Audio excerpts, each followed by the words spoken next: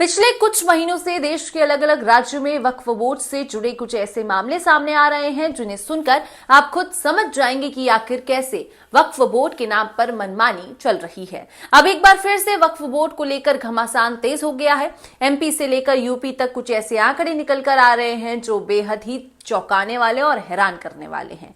तो चलिए पूरी कहानी आपको बताते हैं और समझाते हैं कि आखिर कैसे वक्फ की मनमानी लगातार चल रही है। नमस्कार, आपका स्वागत है आपके अपने चैनल खबरवती न्यूज में और मैं हूं आपके साथ पारुल त्रिपाठी। वक्फ की संपत्तियों के सर्वे को लेकर मध्य प्रदेश में भी सियासत शुरू हो गई है।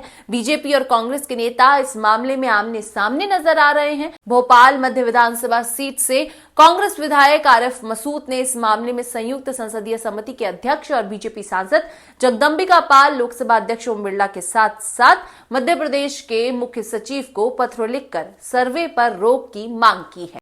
वहीं आरिफ मसूद के पत्र के बाद बीजेपी भी इस मामले में एक्टिव हो गई है। बीजेपी का कहना है कि आपत्ति वही जताता है जहां चोर की दाढ़ी में तिनका होता है। आरिफ मसूद ने पत्र के जरिए 3 आपत्तियां जताई हैं। उनका कहना है कि सर्वे के लिए जो नियम फॉलो किए जा रहा है उसके कारण आने वाले समय में विवाद हो सकता है। राजस्व गजट 1983 से 1989 प्रकाशित होने के बाद मध्य प्रदेश में मिसल बंदोबस्त हुआ था, जिस कारण राजस्व एंट्री मिलान में दिक्कत आना स्वाभाविक संभव है। मांगी गई जानकारी में मध्य प्रदेश राज्य पत्र में दर्ज संपत्तियों में मुजावारों के नाम दर्ज हैं या उक्त भूमियां शासकीय नामों के दर्ज हैं या अन्य व्यक्तियों के नाम पर दर्ज है। सच्चाई ये है कि वक्फ की जमीनों पर खसरों में वक्फ बोर्ड हस्तांतरणीय लिखा जाना आवश्यक है। इतना ही नहीं, आरिफ मसूद ने इसके अलावा आगे लिखा कि वक्फ बोर्ड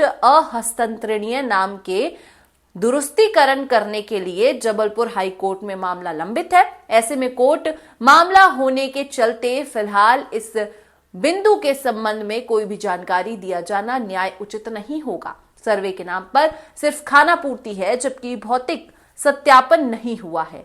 वक्फ कृषि भूमि दरगाहों से कब्रिस्तान के लिए लगी हुई है।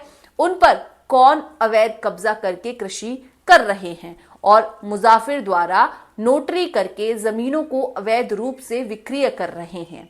इन सभी मामलों की जांच होनी चाहिए। कांग्रेस विधायक ने मुस्लिम संस्थानों से अपील की है कि सर्वे को लेकर सभी अपने अपने जिलों में कलेक्टर के पास जाकर आपत्ति दर्ज करवाएं। बीजेपी का आरिफ मसूद पर पलटवार। कांग्रेस विधायक के आरोपों पर बीजेपी ने भी पलटवार किया है। बीजेपी नेता आशीष अग्रवाल ने कहा कि जेपीसी के निर्देश पर यह सर्वे का काम किया जा रहा है, लेकिन आरिफ मसूद जैसे कांग्रेसियों को इसमें भी दिक्कत हो रही है। इससे साफ है कि चोर की दाढ़ी में तिनका है। कांग्रेस के कई नेताओं ने वक्फ की जमीन पर कब्जा कर रखा है, इसीलिए वो लोग बौखला रहे हैं, लेकिन ये मोदी जी की सरकार है, इसमें किसी को बख्शा नहीं जाएगा। बता दें कि मध्य प्रदेश सरकार ने जेपीसी निर्देश के बाद एमपी में वक्फ की संपत्ति के सर्वे के निर्देश दिए हैं। हड़पी 5000 से ज्यादा संपत्तियां। दूसरी तरफ उत्तर प्रदेश में अवैध वक्फ संपत्तियों को लेकर बड़ी जानकारी सामने आई है। प्रदेश में ऐसी वक्फ संपत्तियों के मामले में 5 जिले अव्वल हैं, जहां पर बड़ी संख्या में वक्फ बोर्ड ने संपत्ति को लेकर दावा किया है। इस लिस्ट में रामनगरी, अयोध्या समेत शाहजहांपुर, रामपुर, जौनपुर और बरेली जैसे जिलों के नाम हैं। वक्फ संपत्तियों को लेकर बनी संयुक्त संसदीय समिति ने यूपी में ऐसी संपत्तियों की जिलेवार जानकारी दी है, जिसका ब्यूरो लोकसभा स्पीकर ओम बिरला को सौंप दिया गया है। जानकारी के मुताबिक यूपी के 5 जिलों में वक्फ के नाम पर बड़ी संख्या में सरकारी संपत्तियों पर कब्जा किया गया है। इनमें प्रत्येक जिले में वक्फ बोर्ड ने 2000 या उससे ज्यादा संपत्तियों पर दावा किया है, जबकि राजस्व रिकॉर्ड में ये जमीनें सार्वजनिक उपयोग वाली श्रेणी में आती हैं। जेपीसी ने अब ये रिपोर्ट ओम बिरला को सौंप दी है।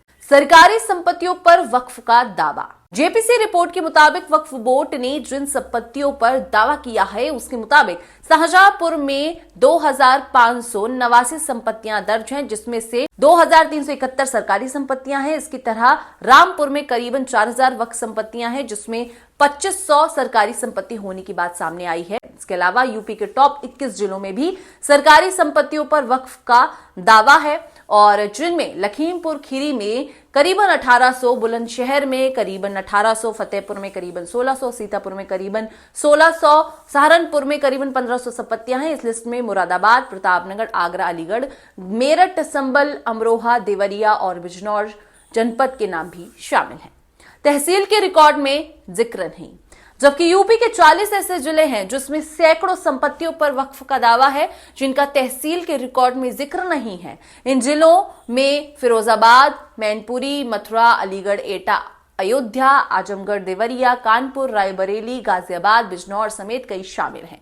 आंकड़ों के मुताबिक प्रदेश में कुल मिलाकर 60,000 सरकारी संपत्तियां हैं जिन पर वक्फ बोर्ड की ओर से दावा किया गया है। इनका कुल रकबा 11,712 एकड़ है। नियमों के मुताबिक इन संपत्तियों पर वक्फ दान यानी कि किया नहीं जा सकता है। यानी कुल मिलाकर वक्फ बोर्ड की लगातार बढ़ रही मनमानी पर नकेल कसने की पूरी तैयारी हो चुकी है। आपकी राय इस पर क्या है, कमेंट सेक्शन पर जरूर बताइएगा। फिलहाल के लिए इस खबर में बस इतना ही। अगर ये वीडियो पसंद आया है तो प्लीज इसे लाइक कीजिए, शेयर कीजिए, चैनल को जरूर सब्सक्राइब कीजिए और ऐसे ही खबरवती को ढेर सारा प्यार देते रहिए। शुक्रिया।